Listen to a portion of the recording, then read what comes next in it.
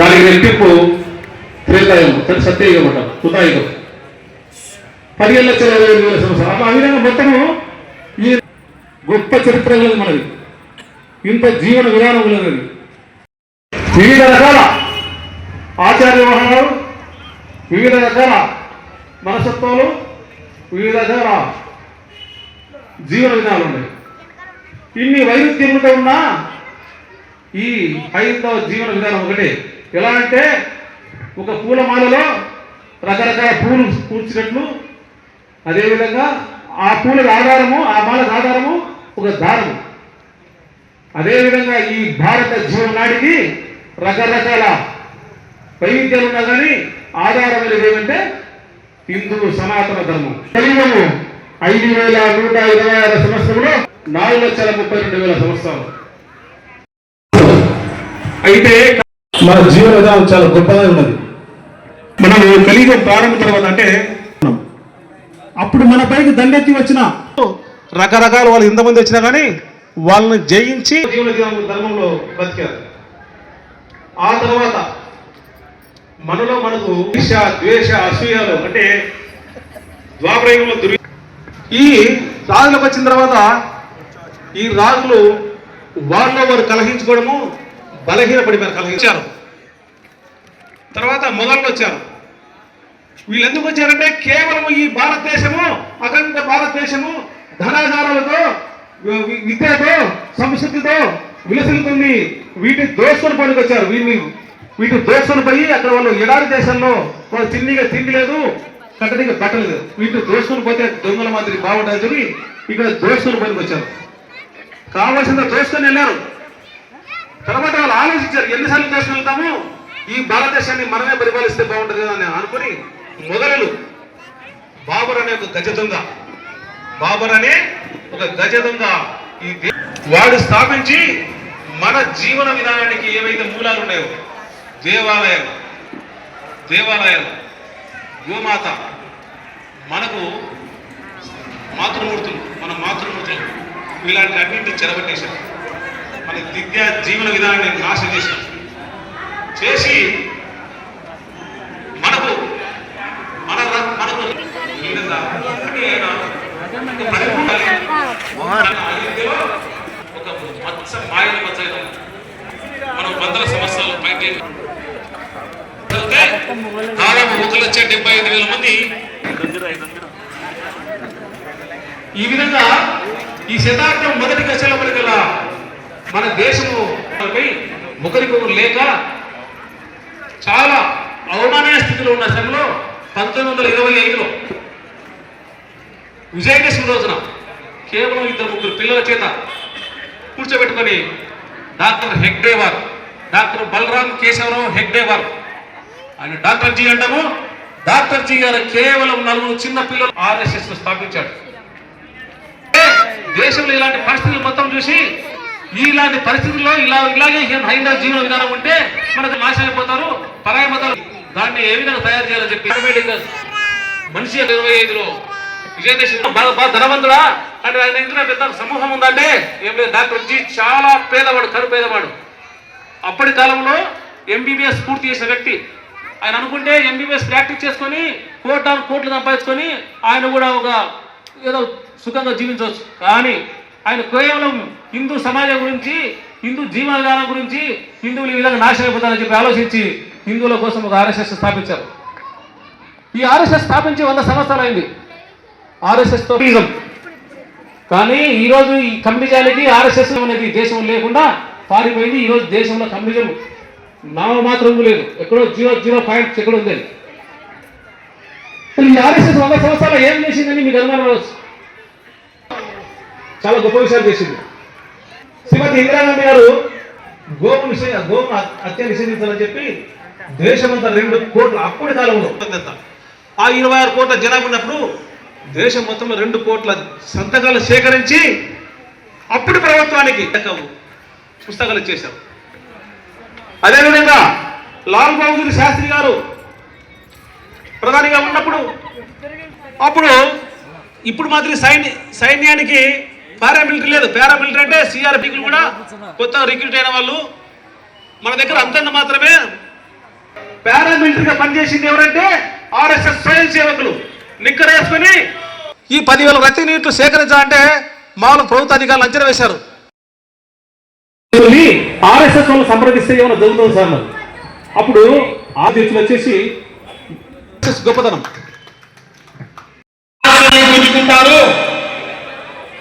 నిర్దాక్షిణ్యంగా. కాబట్టి ఆలోచించండి, మీరందరూ ఆలోచన పనులు మన పిల్లలకు మీరు కనండి.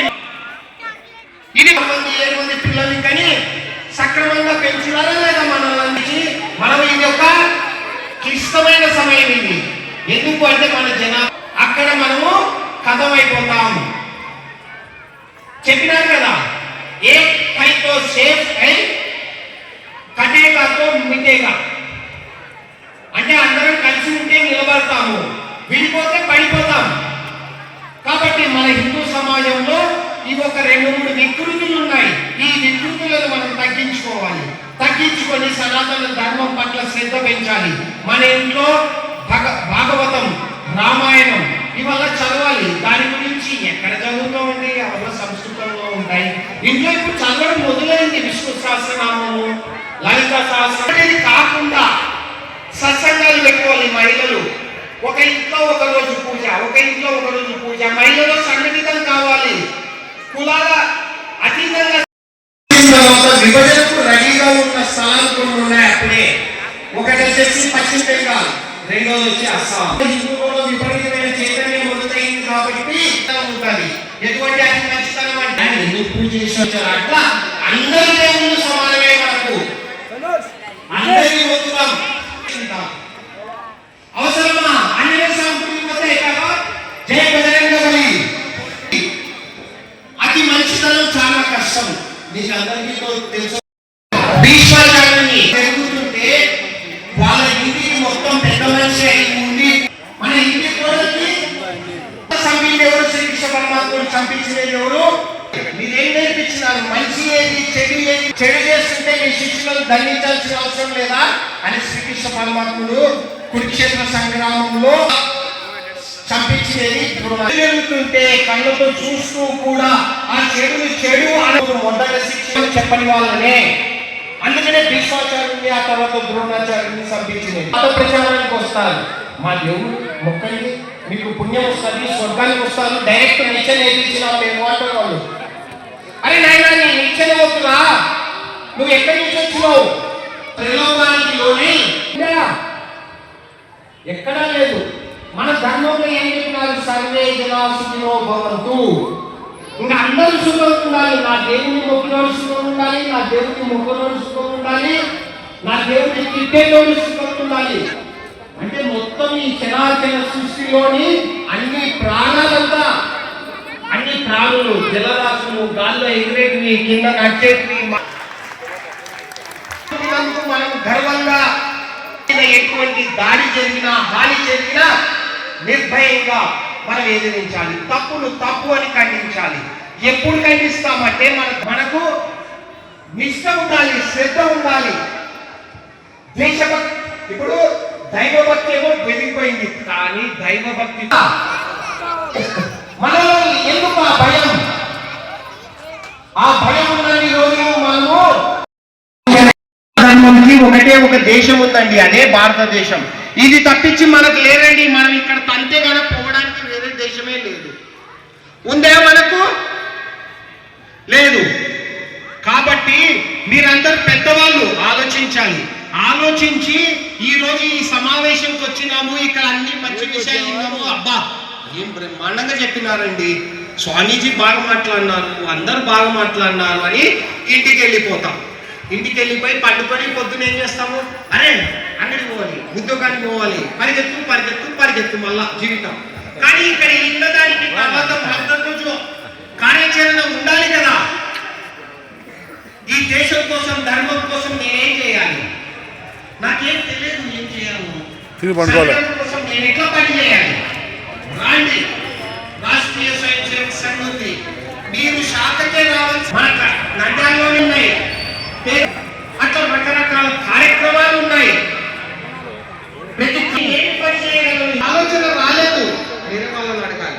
మనమంతా గ్రూప్ అయ్యి ఏం చేద్దాం మన హిందూ సమాజ సంఘటన కోసం ఆలోచించాలి. ఆలోచించి ఎంబడే కార్యాచరణ, అప్పుడైతేనే ఈ సమాజం నిలబడతాయి.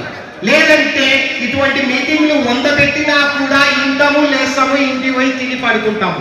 మీకు ఒక ఉద్రేకంగా అంటే విన్నవాళ్ళు నా రక్తం చూసుకోండి, నా రక్తం చూసుకోండి అని, అరే బాబు ఇక్కడ ఉంటారు, పేర్లు రాసుకుంటారు, చేతులు లేస్తాయి. పొద్దున కోసం, నా దేశం కోసం ప్రారంభించి నా సనాతన ధర్మం కోసం, నేనే ఏదో కోసం, నా దేశం కోసం తెలిసి మనకు కాపాడలేక 40 ఏళ్లకే మోకాళ్ళ నొప్పులు, షుగర్ వ్యాధి, ఉన్నాయా లేదా? ఎందుకంటే గోవు లేదు, గోవు తక్కువ అవుతుంది. ఏమండి, శ్రద్ధగా ఇవ్వడం వల్ల మీరు ఏదో ఒక దాంట్లో భాగస్వామ్యం తెలుసు. కాలుష్యం విపరీతంగా, కాలుష్యం తగ్గించడానికి మనం ఏం చేయాలి? చెట్ల స్థలాల్లో ఎక్కడ ఆ పని మనం చేయొచ్చు. జలాన్ని తక్కువగా వాడాలి.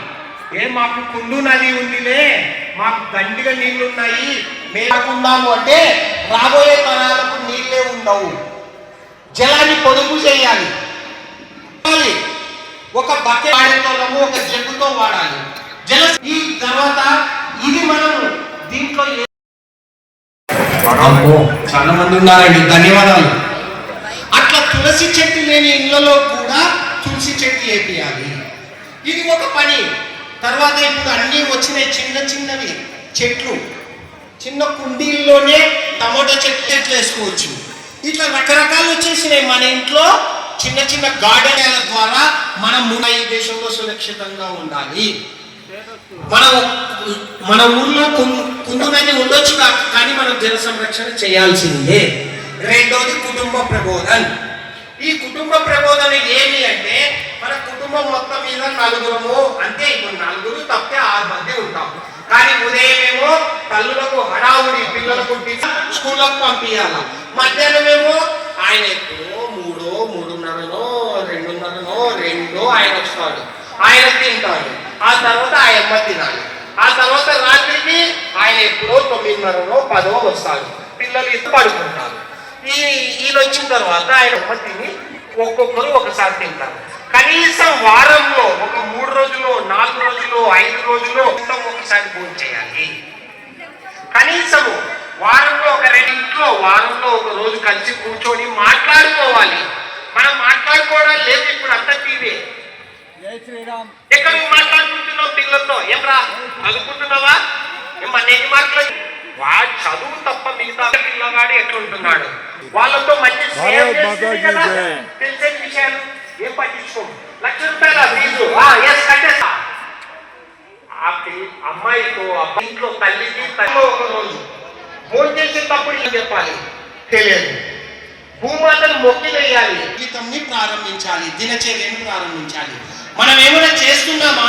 మనము ఎంతమంది వాళ్ళు ఏ సమస్యను ఎదుర్కొంటున్నారో సంస్కారం ముఖ్యము. చదువు లేకపోయినా సరే సంస్కారంగా ఖర్చు పెట్టి చదివిస్తున్నారు. వాళ్ళు ఇంట్లో వచ్చిన తర్వాత 25,000 పంపిస్తాను, ఆ వృద్ధాశ్రమే కాఫీ తెచ్చిస్తాను, టీ తెచ్చిస్తాను. వారే చెప్పినారు. ఇప్పుడు ఇంట్లో మీ మధ్యలో తెలుసో తెలియదు, మన హిందుత్వంలో విడాకులు అనేదే లేదు. తర్వాత విడాకులు మొదలైపోయినాయి. నాకు ఆయన నచ్చట్లేదు. भारत माता की जय, जय भारत माता की जय, जय श्री राम, जय श्री राम, जय श्री राम, जय जय श्री राम, जय श्री राम, जय जय श्री राम, भारत माता की जय, भारत माता की जय, भारत माता की जय, भारत माता की जय. లైక్ చేయండి, షేర్ చేయండి, సబ్స్క్రైబ్ చేయండి. రెగ్యులర్ నోటిఫికేషన్స్ కోసం బెల్ బటన్ని